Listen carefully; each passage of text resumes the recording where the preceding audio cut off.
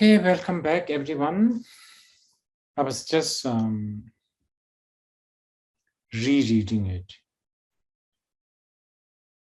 You know, this prayer, I mean, I don't know, maybe it's almost safe to say I do it every day. After a while, you know, we just do it. It ends up becoming some sort of a ritual. So we don't pay enough attention. But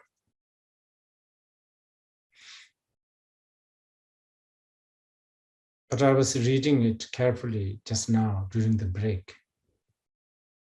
And, you know, I feel sorry for you guys because I'm not doing the justice to Yeshe Tsogyal and Pema Lingpa. There's so much in it.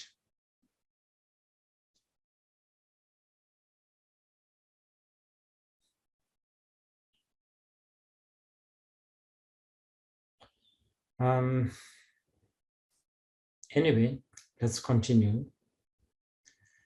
So, by the power of the Mahaguru's blessing, yeah, this is something, especially for the practitioners, I want to just say this. Have you noticed something here?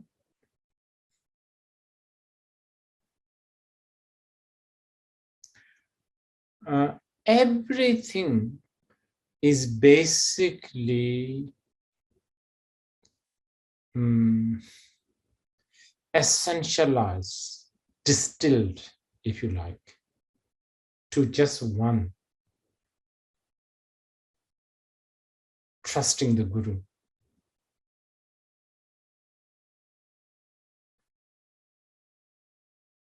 Even the trusting the Guru, we ask the Guru, Mahaguru, to bless me so that I will trust you.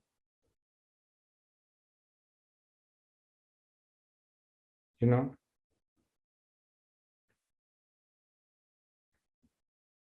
It's just, this is what I call the beauty and the wealth of the Tantra.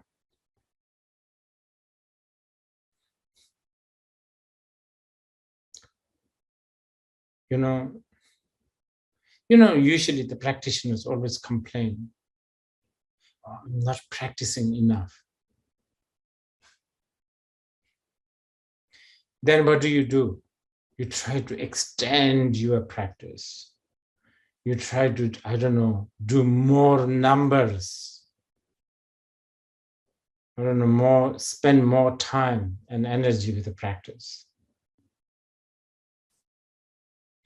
But here, Khandro Yeshe Tsogyal, even that, you basically leave it in the hands of the Guru.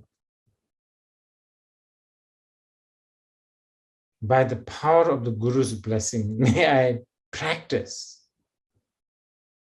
And this is so good.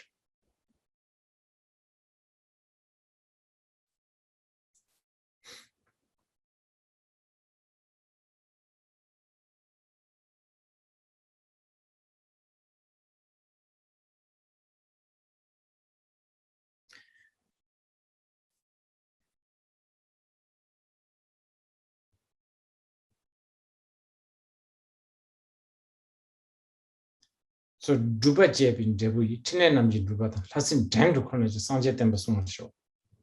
By the blessing of the Guru, this is sort of the continuation of the earlier stanza.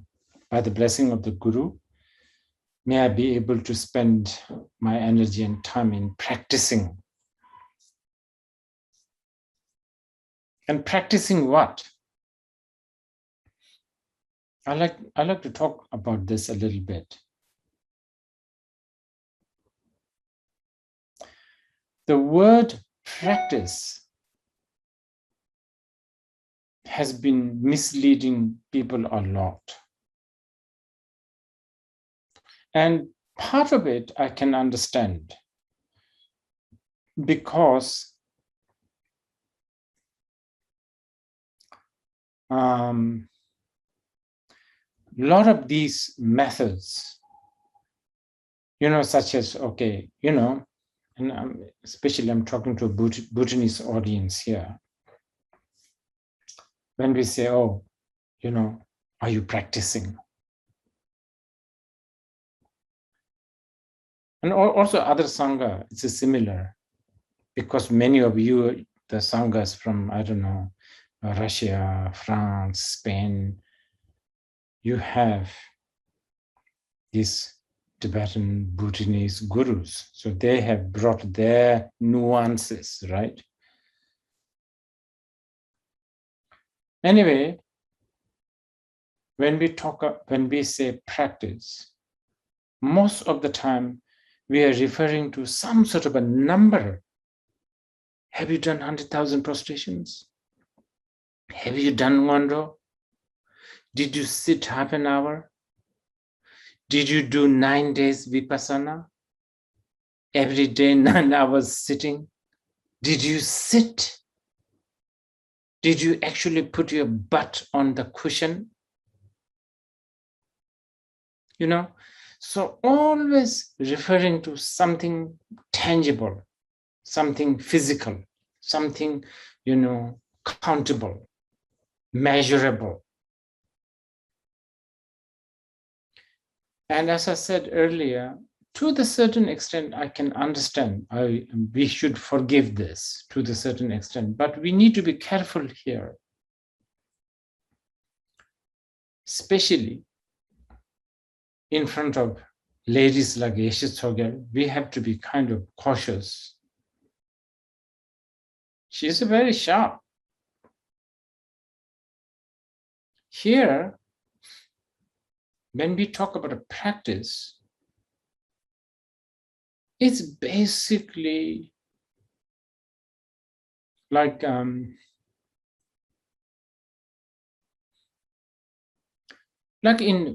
for fellow Bhutanese, I would say, not just Bhutanese, anyone, especially Bhutanese, since we are so blessed, physically connected to Guru Rinpoche. I'm quite sure if there's a dedicated scientist, you can go to Bhutan or Kurje or Sengezong and you can sort of search for Guru Rinpoche DNA. I'm sure there's droplets here and there, It's really, and Yeshe Tsogyal. So amazing. So for us Bhutanese, if you admire Guru Rinpoche, if you love Guru Rinpoche, wow, he, rides tiger. Even this, I would treasure much more than, have you done 100,000 prostrations? Have you done 9 hours of sitting? Sort of a genuine admiration towards Guru Rinpoche.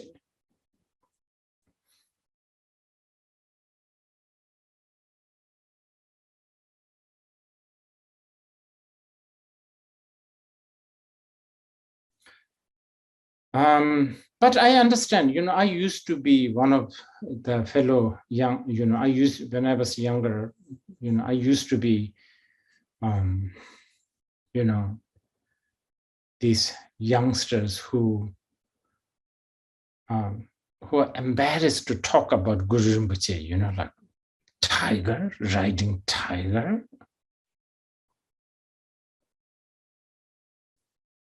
And then, I used to be embarrassed about talking about Guru Rinpoche having footprint on stones and stuff like that.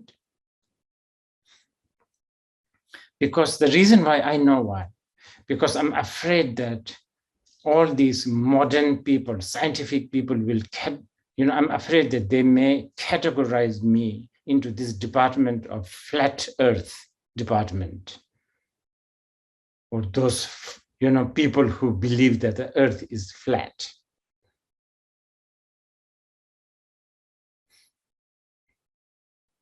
Really, this is my confession. And I have to thank Chilean writer, Chilean woman writer. Her name is Isabella Allende. She wrote some books, and this was much later, actually, when I kind of managed to read a little bit of English. And in there, she talks about all her, childhood, and she talks about this woman with the green hair. And it was so fascinating. And I was so like, of course, why should we be embarrassed about this magical world? In fact, believing in this rational, scientific is so, just on that is so limiting. It really makes things so narrow. So now I am so proud of being a citizen of this country that actually believed somebody called Guru Rinpoche came to Parotaksang flying riding a flying tiger. Fantastic. To me, it is equally believable that there is this head on my neck. Because after all, this is also my projection. I believe that there's a head on this neck. That's all. It's a projection. Of course, the scientists and all this, modern people, they may laugh at this, but, they are getting very, very deprived, living in this small cage.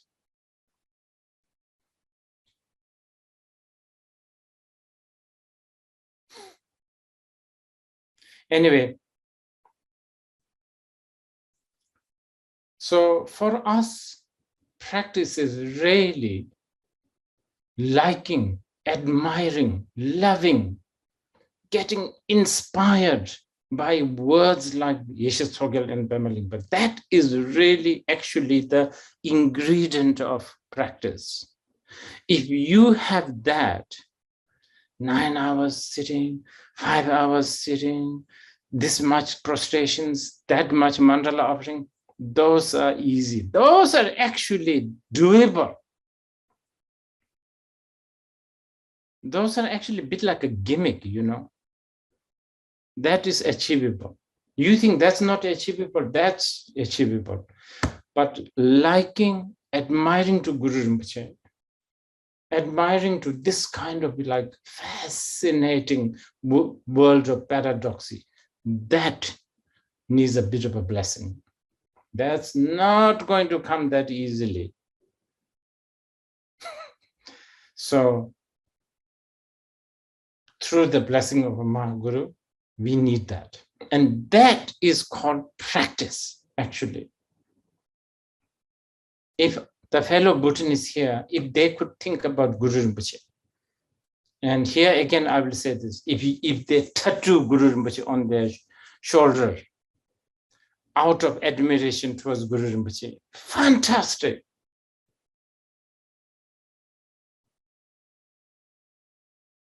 That is called practice. And through that kind of admiration towards Guru Rinpoche, liking towards Guru Rinpoche, what will then happen?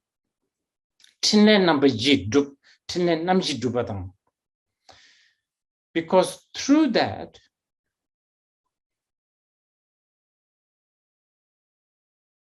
then,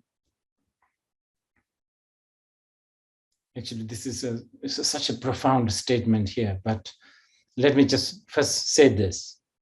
First, because of this this, as a result of Drupa Jebin Debui, as a result of this practice, you will accomplish 4 kinds of activity.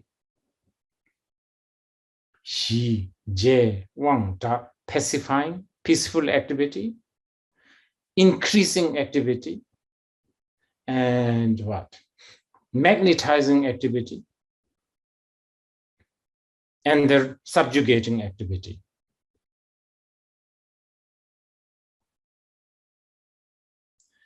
Now, let me just give you a very shallow, but probably good for many of the younger listeners here, shallow analogy. By trusting the Guru Rinpoche, Mahaguru, innate Mahaguru, especially innate Mahaguru, and if not, at least the represented Guru, which is Guru Rinpoche, by trusting him, by admiring him, what will happen?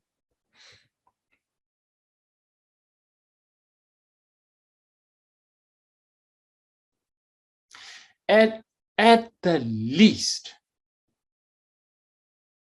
when you are tormented by Khothangchat, remember that word, that untranslatable word.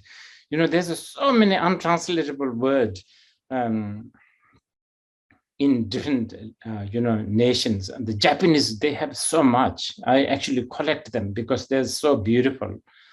I think Bhutanese word Khothangchat is one of those untranslatable words. But anyway, feeling abandoned, feeling, I don't know, alienated, probably, alienation, alienated, depressed, sad, abandoned, hopeless, Khothangchat.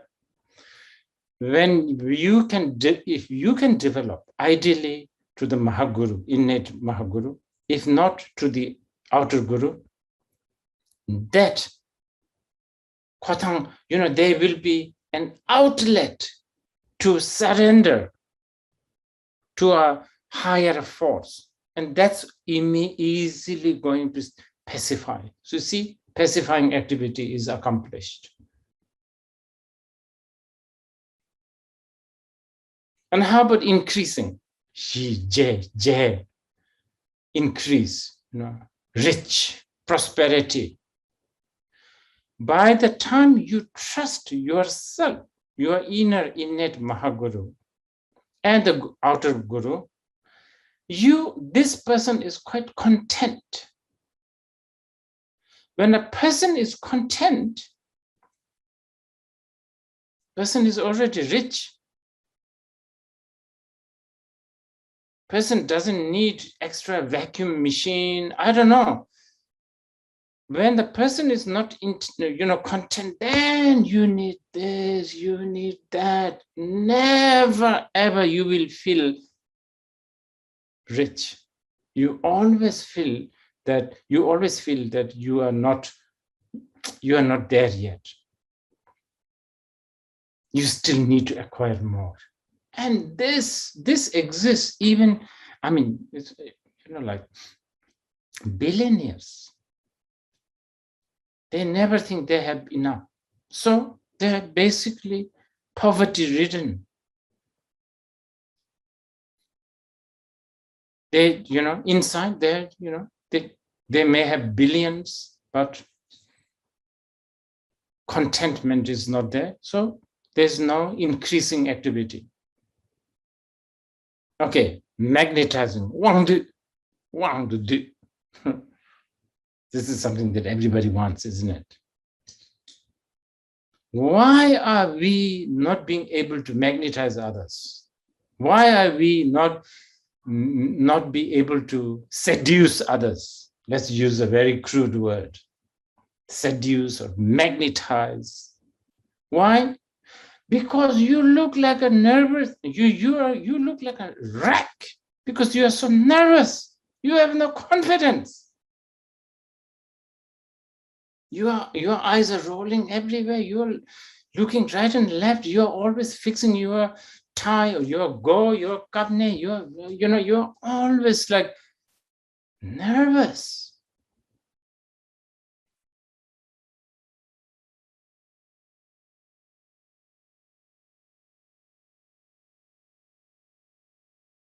not just relax. You understand?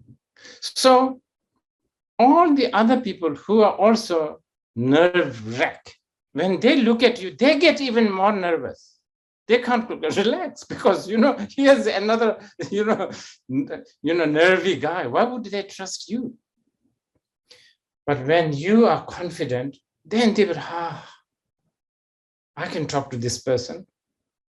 Just the demeanor and the vibe of this person, you will feel when this person is in the house, the vibe of this person is like, I can sort of relax. That's how you magnetize.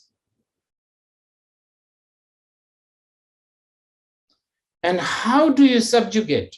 Subjugate, basically, like overpower. Because you have no agenda other than this inner guru. You have that trust towards the Maha Guru. So when you have no more agenda, you have basically conquered the world.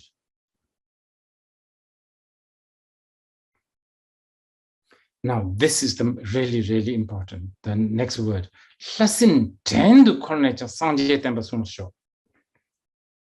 What an amazing, powerful word.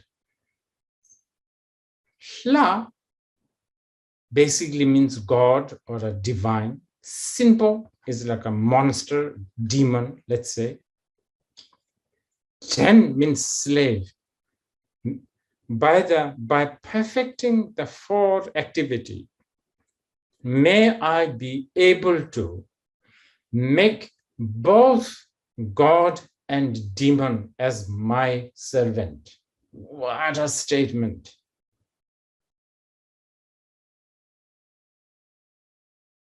In the normal, many other people, the God, you want to surrender to God. Demon, you want to crush them. But here, no, equally. Moment you like to destroy bad things and surrender to good things, you are not a master.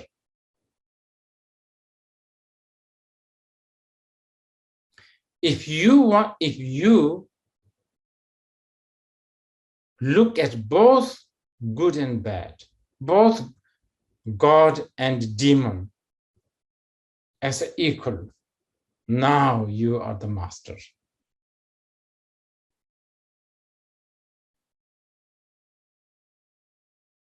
The moment you prefer the God, you have become weak because you prefer God.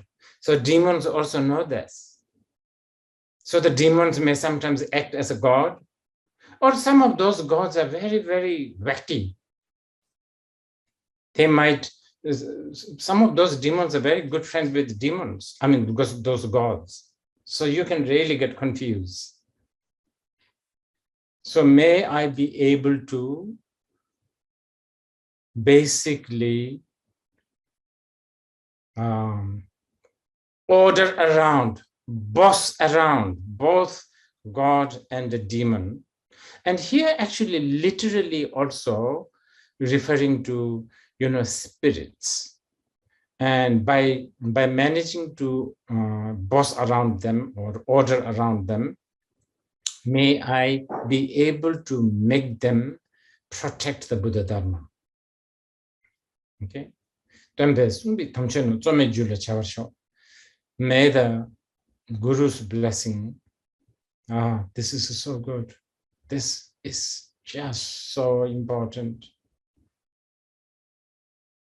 Many, many Dharma students, we think that Dharma can be studied. That only through study, read book, highlight, make notes, listen, only through that you will understand the Dharma. Yes, to the certain extent, but with a lot of effort. Here, Yeshe Tsogyal is saying, just pray to Guru. by the blessing of the Guru, without any of these difficulties, may the understanding of the Dharma arise in me. And through that understanding, may I perfect the realization.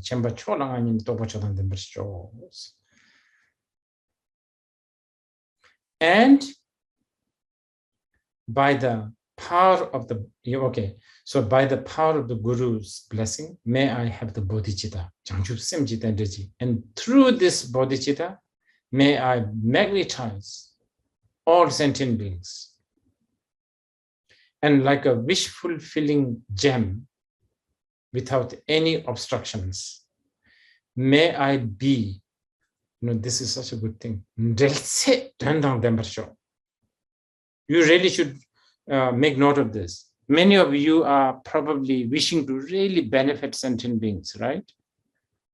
But then you feel that you are inadequate, you are not, powerful enough, you are not equipped enough. No need to worry about it. By the power of the Guru's blessing, may I have the Jangchugisam bodhicitta, and by having that, what does that mean? That means through the blessing of the Gurus and the bodhicitta, let's say you go to Sunday market. This is exclusive Bhutanese, so I don't know whether the translators would understand. Every week there's some sort of a vegetable market in Thimphu. Sort of badly designed, I must say. I'm sorry to say this, whoever has designed those. Anyway, if you happen to go to vegetable market, and let's say you wore a bright togo, especially the ladies, and somebody sees you because you have such a bright togo, shirt, that is already del. Del is like a connection.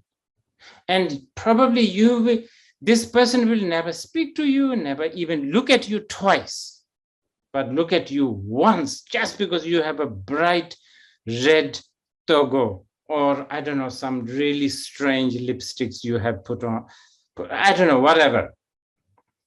Because of that, there is some sort of just a momentary delwa link. And may this become Dandang Dempa show. Dandang Dempa means may it become meaningful. So see, even by going to Sunday market, vegetable market, you can make that, excursion to Thimphu vegetable market meaningful. All the more reasons to go to vegetable market from now on. And all the more reasons to put on brighter and, I don't know, bright or strange or, I don't know, remarkable makeup or, I don't know, bags, or, I don't know.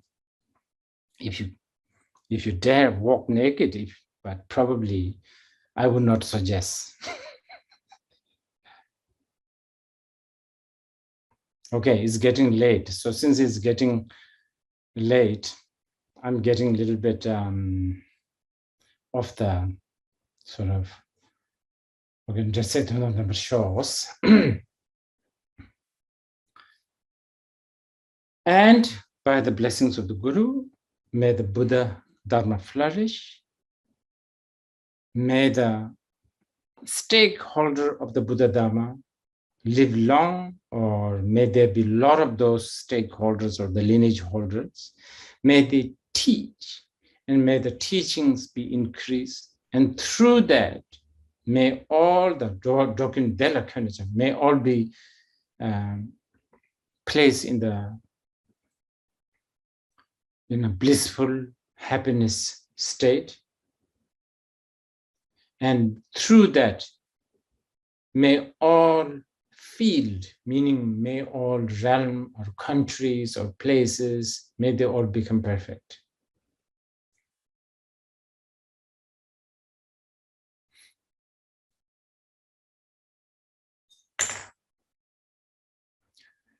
And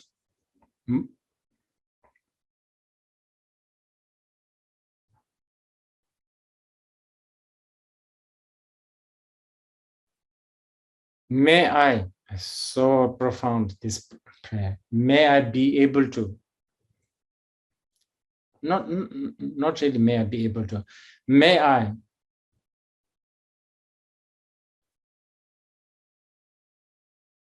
appear or get projected by others,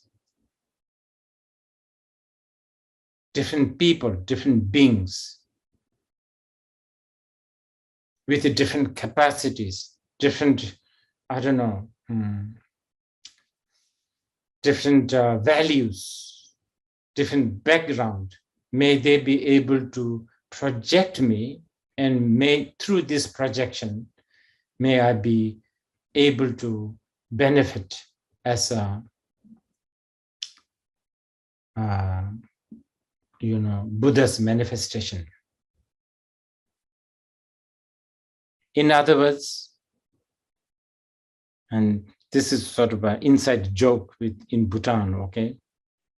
Here you can see in this stanza, you are basically entitled to be a tulku. Here, he says, Dagi lunga, yisum deja sosi loyal, kala kandu, typical, pardon me, but you want to. You know this tulku business? You know, in a certain society, it's only reserved for certain people, but it's not. Khandro Yeshe Tsogyal says this. May my body, speech, and mind, for different people, however they wish, I don't know, however they wish, some as a teacher, some as a, I don't know, friend, some as a, probably even enemy, some as a, I don't know, like a bus, like a companion for a, I don't know, taxi ride, or I don't know, however may I appear, infinite amount from now on. So next time when you meet a tulku, please quote this and say, well, I have become a tulku. I am able to also manifest a lot of tulku from now on. And if you ask, how so? You should quote Yeshe Tsogyal and Pema Lingpa, same thing, right? Lastly, summary. Ndorna konde malik guru nidan yermechin kusum dundal mebai namchen sanji yutasho. Just an amazing summary.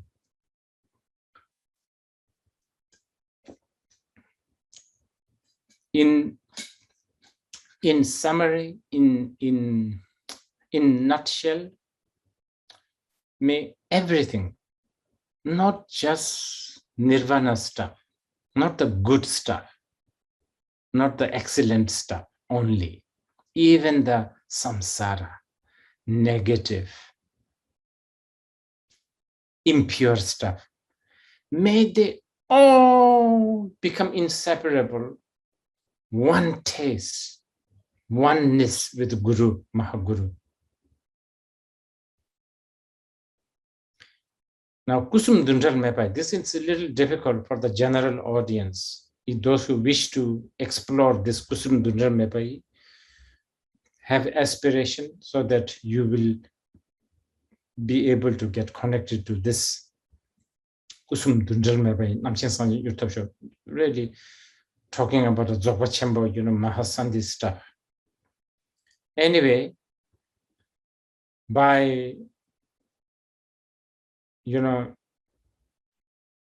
becoming everything in one taste, Guru Rinpoche may all actualize Dhammakaya, Sambhogakaya, and the Nirmanakaya. And through that, may they be able to awaken swiftly, quickly. And then hear more This is so beautiful. Yeshe Tsogyal praying to Guru Rinpoche. I pray to Guru Rinpoche.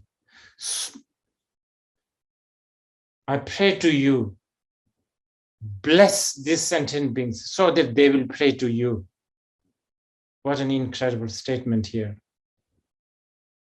So that they will supplicate, so that they will pray. I pray to Guru Rinpoche so that so that the Gurus will bless us. I pray to Guru Rinpoche so that the Yidam, the deities, will give us the Siddhi, attainment. I pray to Guru Rinpoche so that all the Dakinis will give us guidance and the prophecies. It's sort of like a prediction. I pray to Guru Rinpoche so that all our Chechong, Mahakalas, Dharmapalas will, dispel our obstacles. I pray to Guru so that Buddhadharma will flourish. Pray to Guru so that all sentient beings will have happiness and bliss. So that everyone will dwell with the Dharma day and night. So that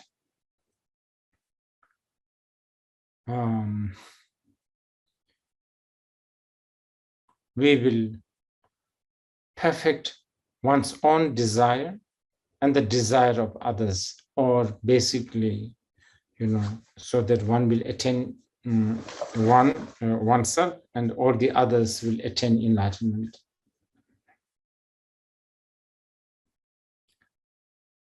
Rangjin tabi geva di korwangas tongdun sisol hayamini chamchi kusum ngonjucho. Yeshe Tsogyal is saying, this is a virtuous action, but not ordinary virtuous action. The prayer that is made here has nothing selfish. Rangjin tabi geva. First of all, it is coming from the most pure of the pure heart. It is not lopsided. It is not biased. You are not praying to your own village or your own, your own kins. You are praying for everyone. And you are not only praying for some, like mundane achievements such as good food and good shelter, but realizing the truth. And especially Rangjin Tabi Geva means this prayer is also this prayer is done with a totally based on the wisdom of Shunyata. That's what it is talking about. The prayer maker, the aim of the prayer, all are illusion. With that understanding, we are doing this prayer. Therefore, this is a Rangjin Tabi Geva, meaning it's the most supreme, pure prayer. And because of that, we have a confidence that this prayer will churn the depth of the samsara from the bottom, so that all sentient beings will never fall into the samsara.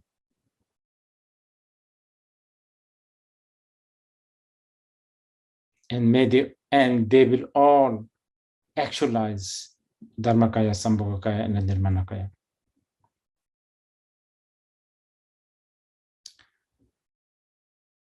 And this secret mantrayana, the secret teaching of all the Buddha, which is Vajrayana, and especially probably you can say it's also referring to like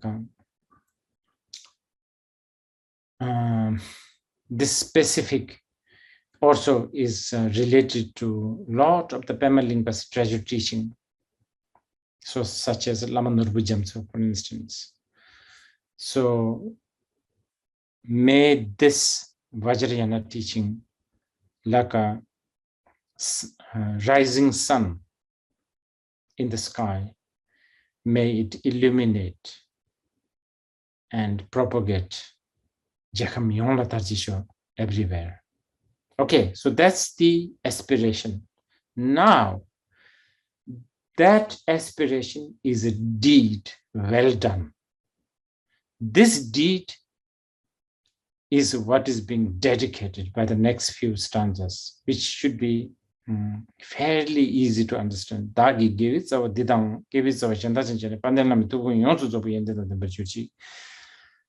the power of this deed and many other virtuous deeds, may the wishes of the Maha Guru be fulfilled. May I become powerful and able person, but for what? Nothing else. Only to propagate the Buddhadharma, because only the Buddhadharma is the answer to all the calamities, all the downfall. Therefore, may I be able to do that. May I be able to become that. And may I perfect my knowledge, compassion, and the ability, and become the Buddha.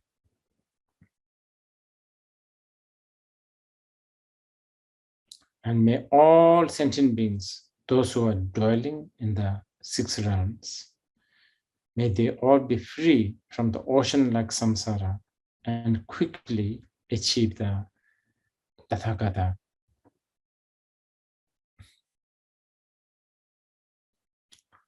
state of the Tathagata.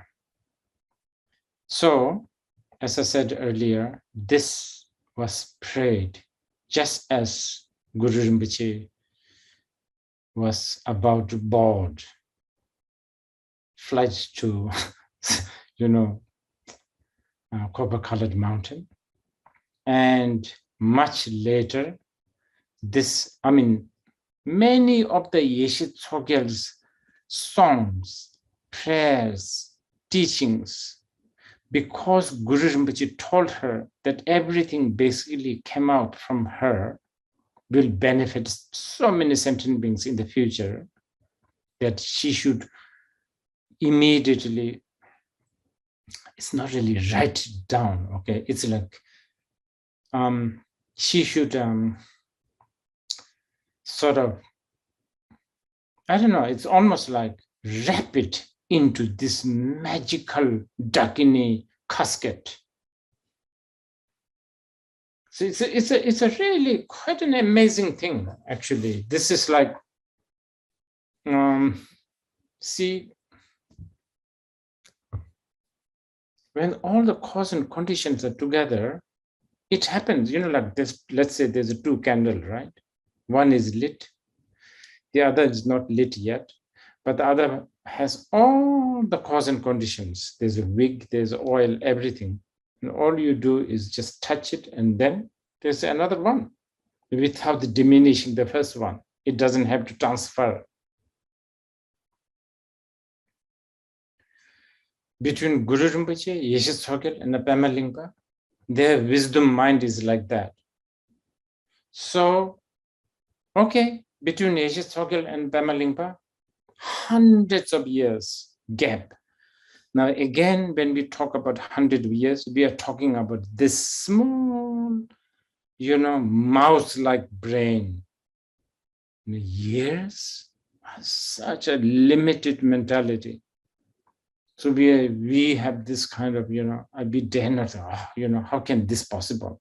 Well, if you can open your mind, when Pema Lingpa went to Lhoda Mendo, this is probably what has happened. I already gave you, remember the very, very shallow example of Gabriela Garcia Marquez driving. I don't know where. He was driving, and he suddenly stopped. And he said to his wife, I have to go back. And the wife said, why? we planned this holiday for all this time. So no, I have to go back. Why? Because I've got the first line of the novel. The rest, just the first line. And he went back and he wrote the 100 Years of Solitude. That, just to give you a reference, is something like that. So this is what must have happened. Anyway, I would like to conclude that I'm really happy that even though it was such a bad job that I have done today, because I have said yes when the organizer requested me to do this. I've said yes just so that the auspicious circumstance will not get broken. Otherwise, it's a huge task to explain this profound prayer. But anyway, at least it's a beginning. I'm especially happy for doing this sort of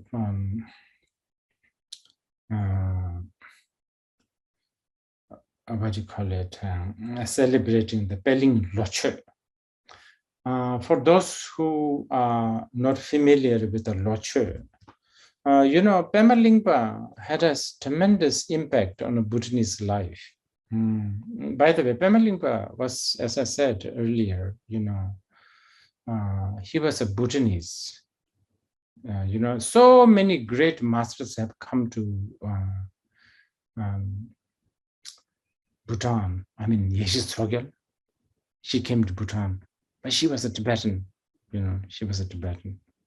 And Guru Rinpoche, Pakistani, right? And Long Chenpa came. He's also a Tibetan. And then there was many Kagyupa masters like Shabdrung Ngawang Namgyal, Dupakun Lake. They're all Tibetan. And then later Dujom, Chense, all of these are Tibetans. But Padma Lingpa, he is a Bhutanese through and through. According to the lot of different accounts, he had that whole Bhutanese element, so to speak, the big sort of, what do you call it, calf. And there's a special calf that I don't think you translate as a good, no, it's a bit like anyway, it's a big calf and short, supposedly. And Bumtangpa, he's from Bumtang. Yeah.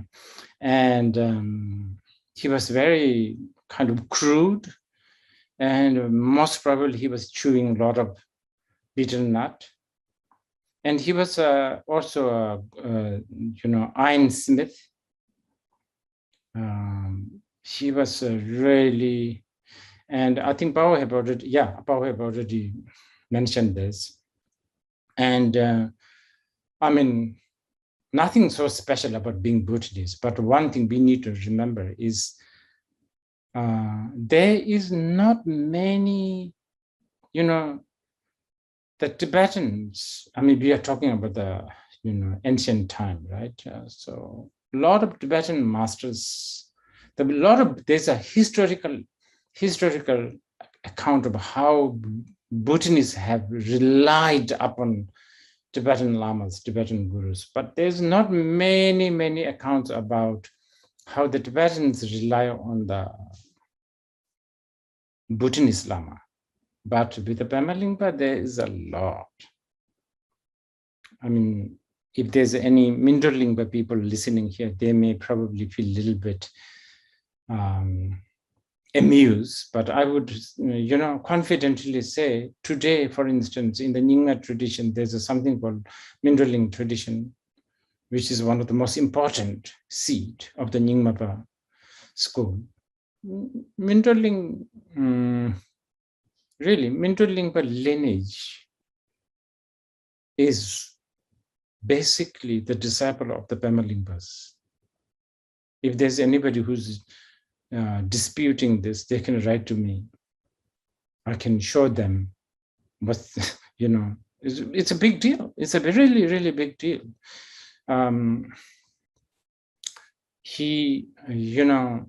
So basically what I'm saying is that Bhutanese have so much affinity. I mean, he was one of our own. And because of that, lot of Bhutanese family, they do, even though they may not be able to practice the Pema Lingpa treasure teachings daily or monthly or weekly, there's a very beautiful sort of habit or a custom or a tradition, if you like, of doing what they call law. Law means like yearly. I mean, it means year. Che is like offering. So annual offering ceremony that the Bhutanese families, especially sort of well-to-do families, they observe. I believe that, because of the circumstance and the situation and the globalization and all of that, that may be now slowly waning, because many of these Bhutanese who used to observe the Peling Loche, probably they are in Perth or they're in Jackson Heights, flipping hamburger, who knows what they are doing, or driving Uber. But anyway, I thought, it's a wonderful idea that a group of people actually, because that's the thing to do now, right? That's the way to observe our value. It's a different way and it's a good way. So this Loche festival, I think it's such a good idea. So I'm happy that I'm being invited to talk to you regarding this. During this time. I think that's about it for as far as the Peling's Mahaguru prayer. I believe that there's some questions, so I don't know. I think we still have some time, so maybe, yeah. So where is the questions come from? And maybe if you know the name of the people who are asking the question, otherwise just the country, so that people know that their question is answered or not. Lhasa Rinpoche, we have been gathering the questions from the different translation rooms and the Q&A box here. There's one request which is in all the rooms, which is Rinpoche, if Rinpoche can bestow the oral transmission of this prayer. Okay, let me do that. But I don't know, giving a lung through the Zoom is a bit of a controversy these days. There's a lot of lamas who oppose this. Just don't tell them I have done that today.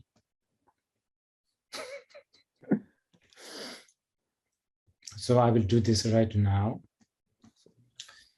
Namo Guru, Lobin Chimbo, Pema Juni, Hundred Simbi, to Shebi Du, Mangilu Kuntang Lato, Yeshe Tsogyal Chadam, Koroache, Guru Shab Jordan, Melam Didartaba, Mahanguru Jinabji, Dazan, Serap Tamji, Shingham Dabi Parando, Lama Tamit, Mugu Temchang, Mebe, Yebi Shabdo, Rubatan, Gombasam, Tuji, Jinabdi, Usung, Tuji, Jinabji. Lunga Yisu Mimbadang, Sami Jezo Namil, Wanto Dubaje, Lodo, Dujson, Ne, Den, Bashi, she would cordon, Jeva, somebody to return, Contreso. Pesum Sobinani to things in some Ponjul, out of Dubaje, Dubaje, Chinamji to Passin, Tendo College, Sanje, Tembason, Tembes, the Tamchon, Some, Jula Chava Shop. Chembachola, Wanini, Toba Chodan, the Chanchu Simji, and its general Wandini, Tome Jin, Jesset, and on the show. Sanje Tembatavi to Jizin, Chedden Jabat, Drogen, Della Kennedy, Shingam Tamjita was Dagiluma, is to just as Lloyd Kanakam, Tribico, Pardon Meba Jumar Show, Donna Condemned Guru Nida, Yamich Kusum Dundrem, Meba Namchan Sanje, Yusuf Shop. Samchen Sovan Devers, Lame Jinji Lovers, Idam Uduptars, Khandro Yeshe Tsogyal Purchase, Sanjay Temba, Tajin Jebus, Samchen, Tamji, Dejin Jebus, Nindan Sand, Chura Jebus, Rajan to Niji Show. Rajan Tabi gave the Kurwangans, Sisol Hareminis, Chamchefus, Jawa, Pinji Sanjay, Lame Chobi, but Chidar colonies, Jackamon, Dagi gave it, our didn't give it, our Shandan Jen. 반대는 투공 요소적인 인데는 버주지 산지지 템버를 무지 다진 제벌지 제부 톱된도 주지 첨바도 저번 이것은 타르친 저번 산지수 주지 로아 리트런에 비스미던 그 동하지 좀 저러죠 요도 엄브로 저번 산제버 주지 단자 빼말은 로다 힌두타 생기 동바진이 된 정보 오케이. So thank you, Rinpoche. Rinpoche, there are two questions from the Japanese room. There's no name. Wishing not to be separate, isn't that an attachment?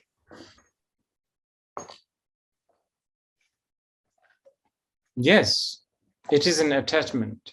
And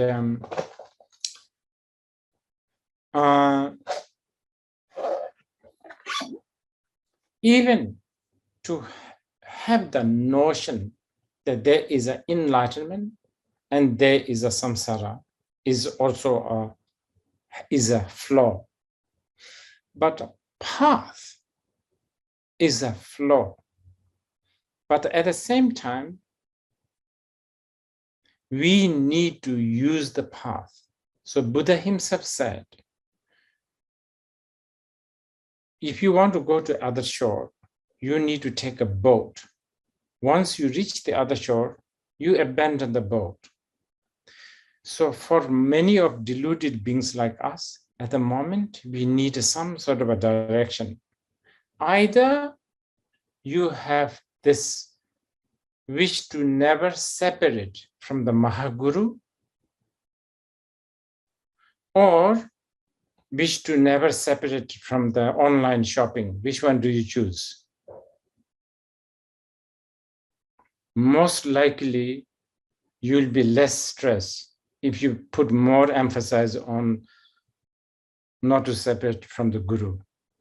Online shopping is going to really bring lots of misery.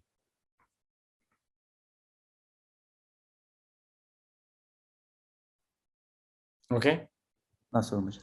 The second question from the Japanese room is, when you say mind or Mahaguru or inner and outer, I get an objectification.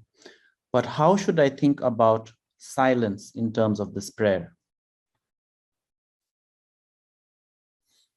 I need to define what is silence, because if you are talking about a silence in the sense of, like not talking, like actual silence, literally, that can be, beneficial, but that can be also a pain in the neck too, right? So it depends on the motivation, the view, and all of that. But if the term silence that you are using, if you are using this to refer to not to fall into extreme, then yes, then I think you are close to what we are talking about, Mahaguru, or the nature of the mind.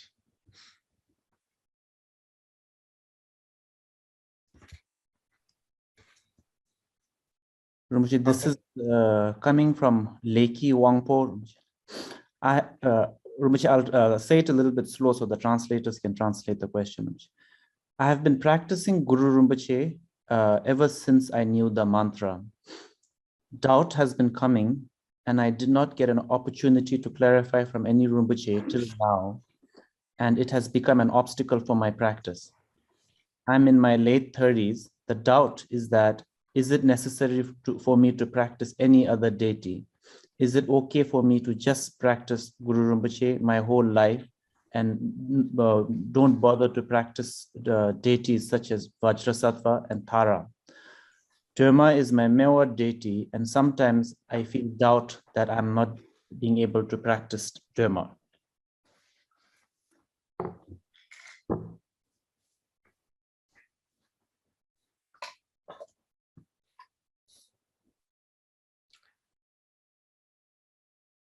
if you can take my word and trust, and I say this with the backing from all the Tantra and the Shastras and all the masters of the past and the present,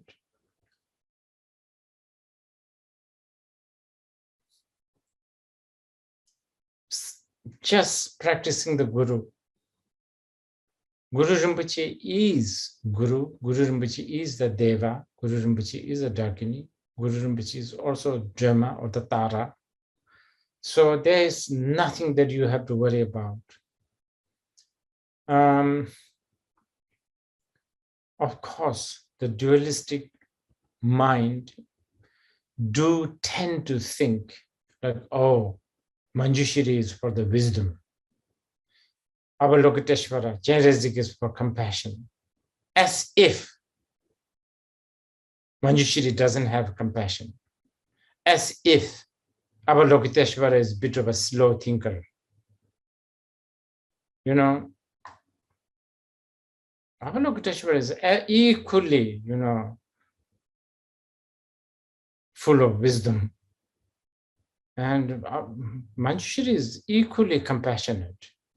This is all, human mind talking, but, it's understandable. We do have that kind of thing. Human beings like varieties.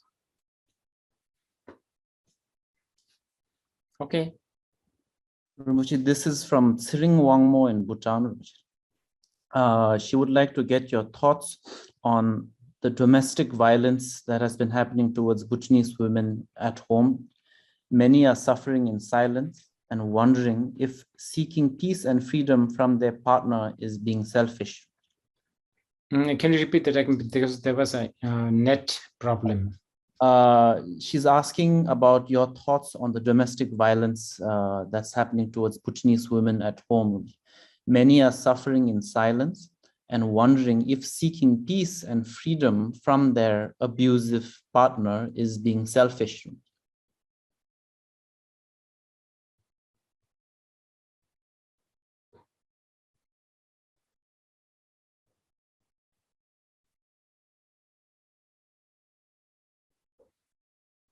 Okay.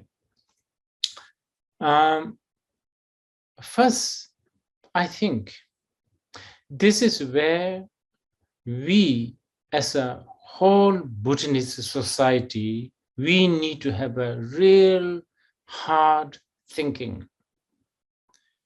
Of course, there's a lot of good things about Bhutan. There's a really, really lot of beautiful things about Bhutan and Bhutanese. But there's a lot of things that has flaw. As a human being, and also as a male, I should say. And many times we are so caught up with this sort of seemingly culture, tradition. It's never written somewhere. It's never written. It's never clear. It's most probably made up by some male chauvinist, I don't know, 100 years ago, 200 years ago, 1,000 years ago, who knows? And that is still very much there.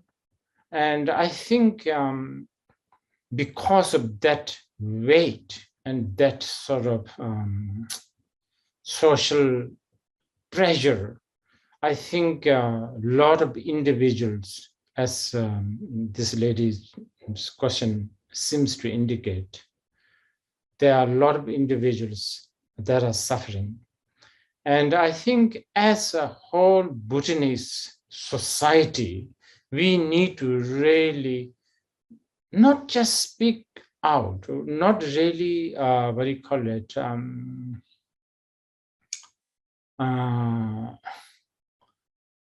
like, I don't know,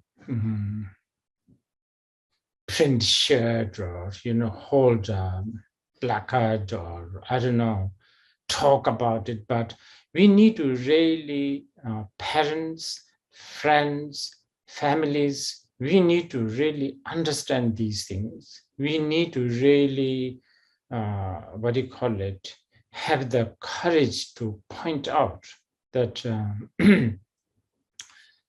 if there is any abuse, especially if it is coming from, physically more, powerful. I'm not only talking about men and women, but between children and the adults also. We need to be able to point this out. And when these things are pointed out, the way, our attitude, how we sort of chew this, how we digest this, and then how we share this.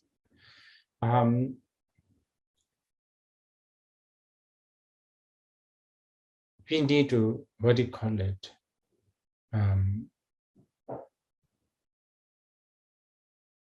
we need to really have a deep thinking about this. This is something that I wanted to put it out there. And this is a serious business. This is something that we have to do as a whole, as a society, as a community. Lamas like myself, we need to really have a good understanding on this.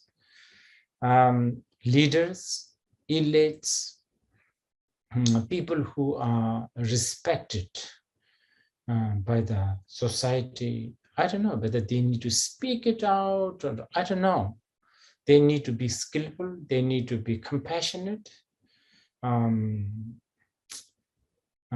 They can't, we can't afford to sort of get lost in this age-old habit, which is misunderstood as a culture, value, I don't know, way to do.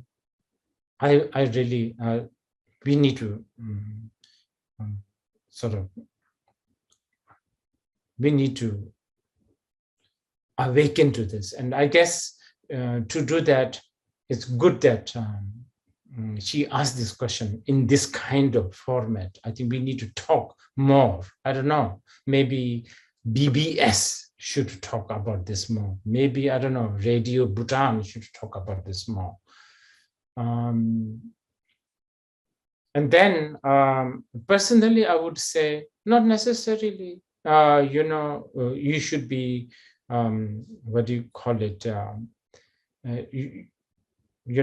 speaking out and exposing is not necessarily being selfish. This is what I wanted to say in a, as an answer to your question, because many times I think exposing, especially for the benefit of a greater good and a longer term, I think maybe exposing, speaking it out, trying to sort it out, rather than swallowing and really swallowing day after day, month after month, years after year, and then it becoming some sort of a disease.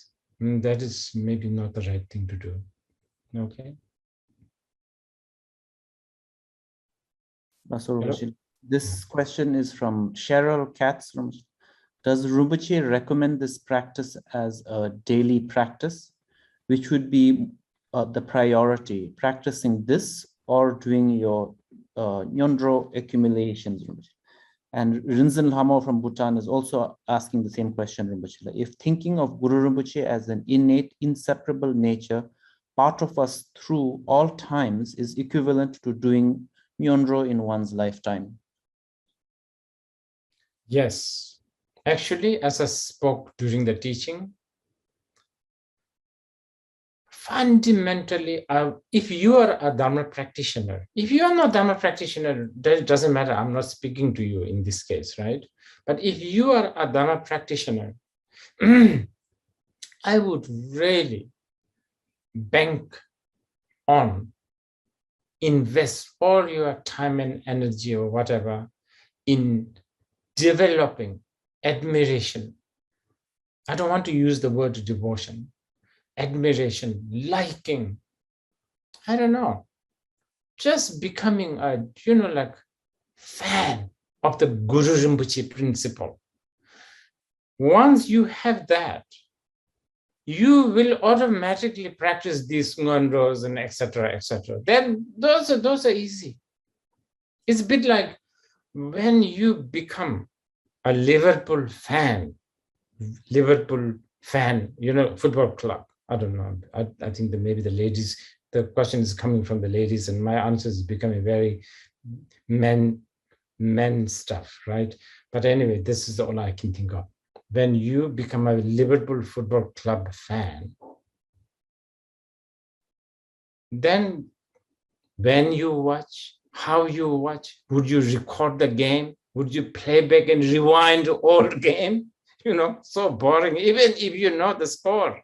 Some people still watch. That will come automatically. Okay.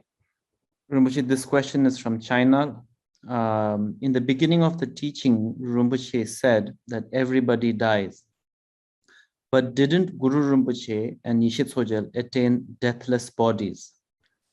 Wow, what a good question.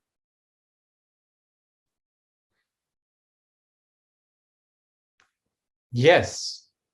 For the auspiciousness, I have to say yes. What choice do I have? They have achieved the deathlessness. But I need to define this. Their deathlessness is also something to do with the birthlessness. This is important that people know.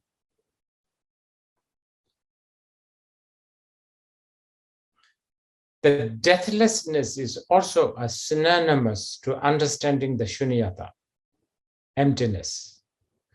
When you have no more duality of time, what is death?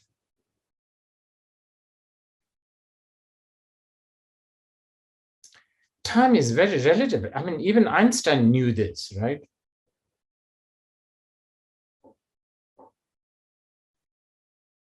But if you know that time is just a relative, it's just a projection, hallucination, imagination, death is conquered. Okay? How many more do you have? Quite a bit, Rinpoche. How many do you want? Okay. This is from Juliana. Is there a way to describe the relation between the four activities and the body, speech, and mind? Can you come again? Is there a way to describe the relationship between the four activities, pacifying, enriching, magnetizing, subjugation, and the body, speech, and mind? Okay. This is a little bit of a technical question. Okay.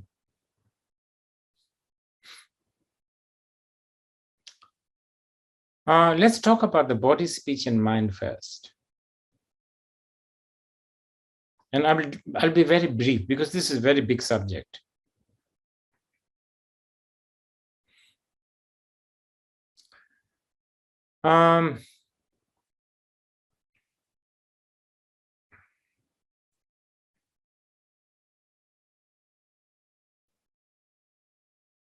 In the Tantra,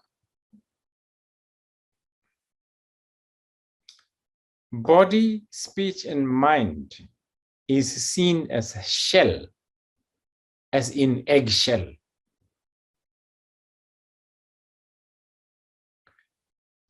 Most outer and most gross, most tangible shell, of course, is the body, obviously.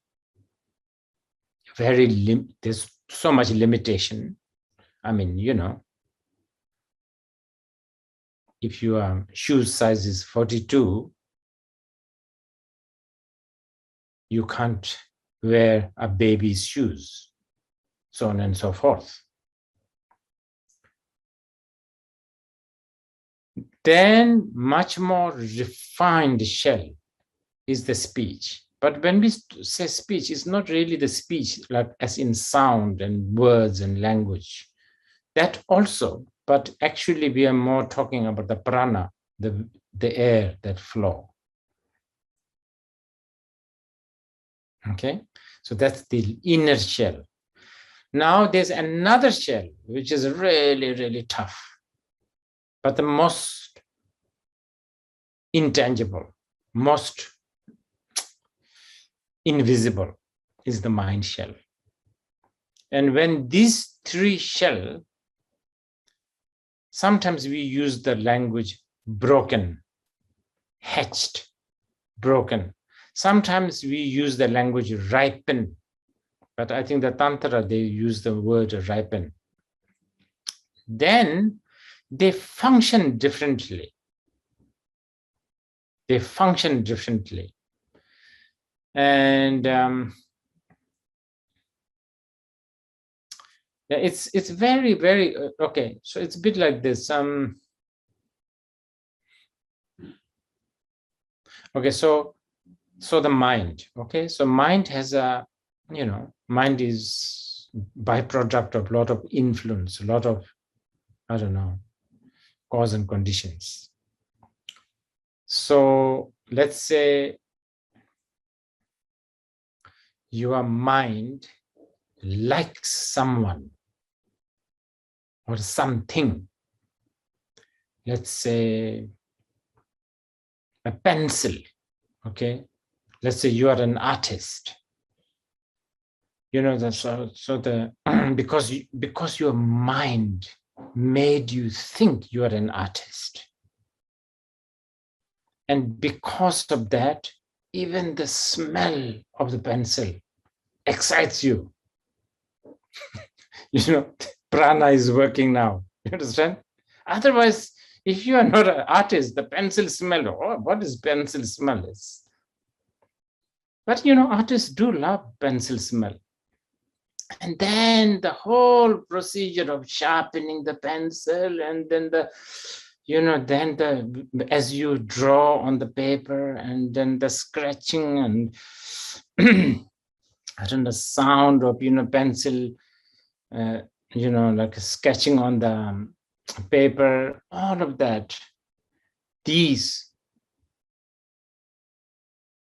see, it has become gross. So this is how your pristine, clear nature of the mind is now taken for a ride, detour. And then you draw something. And then it gets printed on your local newspaper. And then it gets read by a local critic who has the loudest of the mouth. And then he gives you 2 thumbs down. Oh my God, you will be depressed. Kotang chat. This is what happens, kotang chat. And you might have, I don't know, Prozac, antidepressant, or whiskey, I don't know. This is how the body, speech, and the mind functions. I'm talking about the Tantra here, right? Now, if you can overpower this, of course, through overpowering the mind, especially, then the 4 activities gets accomplished right away. I'm just trying to connect this two. Anyway, yeah. Rinpoche, this is from a 23-year-old Tibetan girl in Canada. I pray to recognize the true nature of my mind, and I try to practice often, but I do smoke marijuana often. I'm currently a university student majoring in psychology. I was wondering if my marijuana smoking is considered non-virtuous action and a sin. I would be grateful if Rinpoche could bestow some wisdom on this. Wow. That needs a long answer, I feel.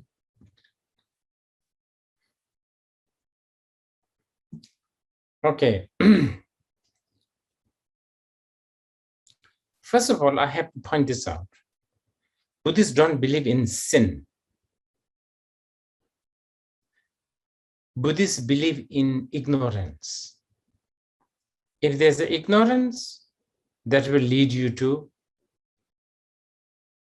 pain, dissatisfaction, so on and so forth. Very important that you need to jot it down on your notebook, this one. In other words,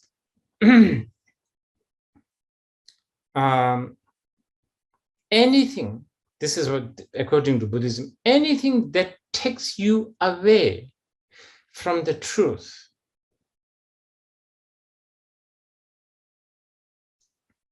is ignorance, non-virtuous, not wholesome. Something that you need to be aware of, something that you need to be cautious. So that could be marijuana, who knows? But that could be also, oh, I'm a Buddhist. You know, I have a shrine. I'm wearing this. Oh, you know, very proud of being Buddhist.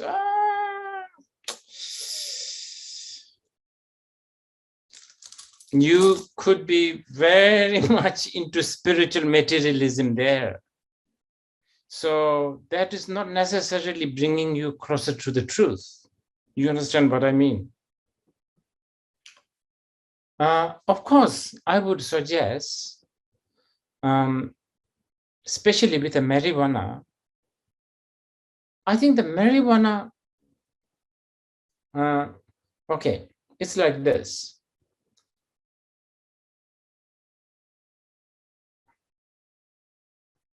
I should tell you this. You know, I often make joke about this, that Buddhism traveled to China, and probably it is also thanks to silkworm.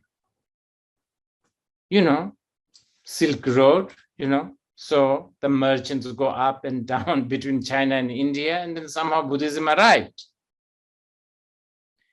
And likewise, many times I close one eye with the marijuana users, because during the 1960s, many of the Woodstock and Byron Bay and Scottish, you know, all those, what do you call it? I forgot the name, Cape Town people, they came to the East in search for marijuana, and they bump into Buddhist lamas.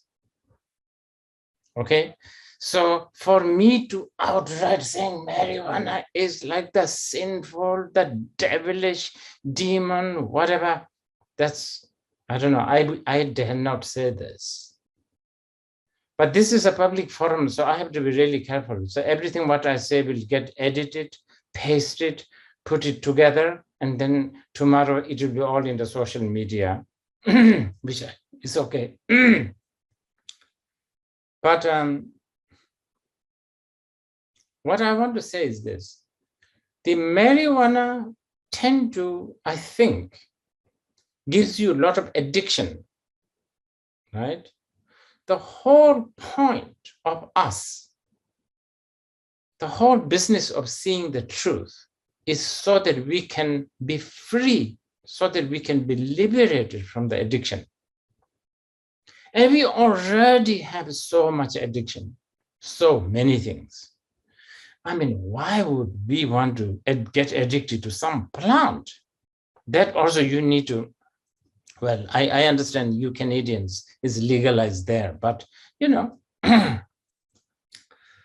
I mean, we as a Buddhist, we are supposed to be, you know, our quest is to be the master of one, you know, you are your own master. This is what Buddha said.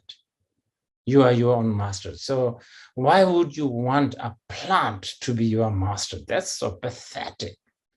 So this is something that I would say. But if, you know, as I said, if usage of these kind of substance does give you an analogy and a recognition that your mind is powerful, then that benefit I cannot condemn, or I cannot sort of outright sort of dismiss. But I would not suggest you to get addicted to any kinds of addictive substance. I think it's, why not just get addicted to shamatha vipassana? It's bodily harmless, it's cheap, you don't have to buy, and it's legal everywhere, you don't have to hide. Okay, what else? Rinpoche, there's a lot more, but there's not much time. So shall I just select 3 more questions, Rinpoche? Yes, 3 more questions. This is from Luciana Rodriguez. Dear Rinpoche, how can we know we are really connected with our inner guru and not being trapped by our own confused ego? Well, a very short answer. Ask that question again and again. That is actually a sign of the inner guru kicking. The very fact that you are asking this, is this my ego doing this? This is wonderful. On the day when you stop this asking question, I would worry. Rinpoche, this question is from China. How do we use suffering to be an antidote to suffering?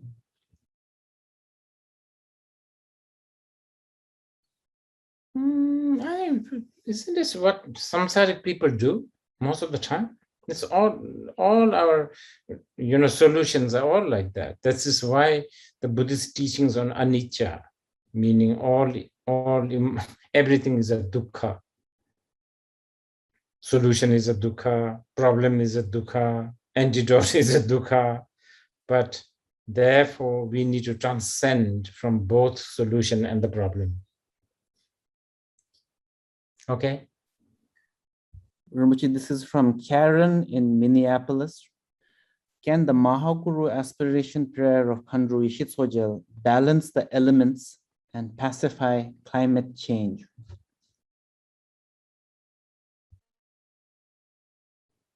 Of course, I would say. And thank you for really worrying about climate change. The reason why I said, of course, is where does the climate destruction happen or originated from? From our own greed, from our own insatiable greed, and I don't know, like wanting impatience and greed and insecurity and so on and so forth. So if we could tame that, the climate change, the ecology problem can be solved.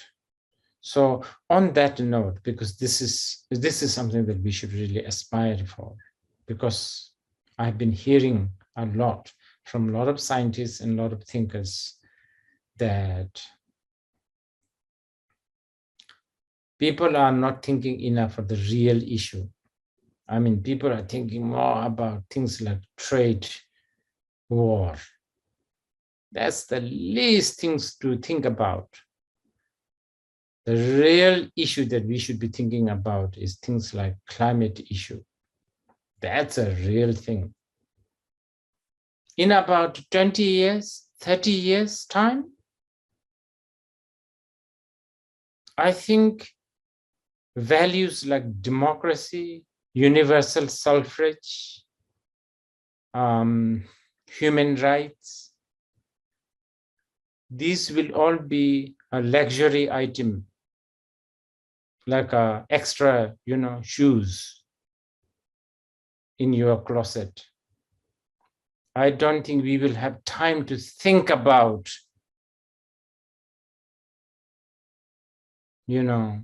these kind of things. We will, pandemic situation that we are going through right now, at least we can wash our hand and put on a mask, and that seems to be working. What happens when there's a climate, disaster? Wash hand, wear mask. What's that going to do? So this is a real thing. So, please put your voice. I think our leaders around the world, and especially leaders of the big, able countries, they should really think about this. Anyway, thank you so much for listening. And this has been, very challenging time with this virus, and there's been a lot of anxiety personally for me, but also there's been a lot of rewarding situation. Got managed to do a lot of like contemplation, looking inside, appreciating gurus, teachings, lineages, friends. But of course, I also have my, I feel anxious and I feel concerned about people back home, people in places like Bangtar, people like in places like, I don't know,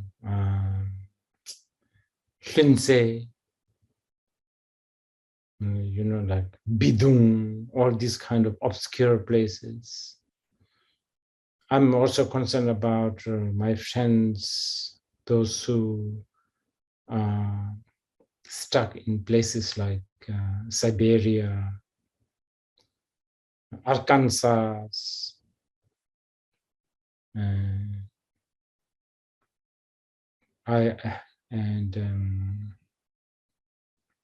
Nagoya, I don't know,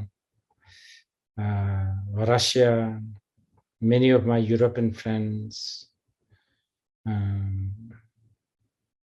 Yes, we can see like this in small boxes. I have managed to see a lot of your living room and bedroom and kitchen, but somehow, I don't know, I'm a very old-fashioned. This doesn't seem right. And I hope to see all of you again very soon, and hope to actually, have a quality time in the sense of actually, meeting not through tube, but actually, human to human. Meanwhile, let us, mind is the most powerful. So if we keep on wishing, praying for greater good, I'm sure we will be, free from this kind of calamities soon. Okay, thank you.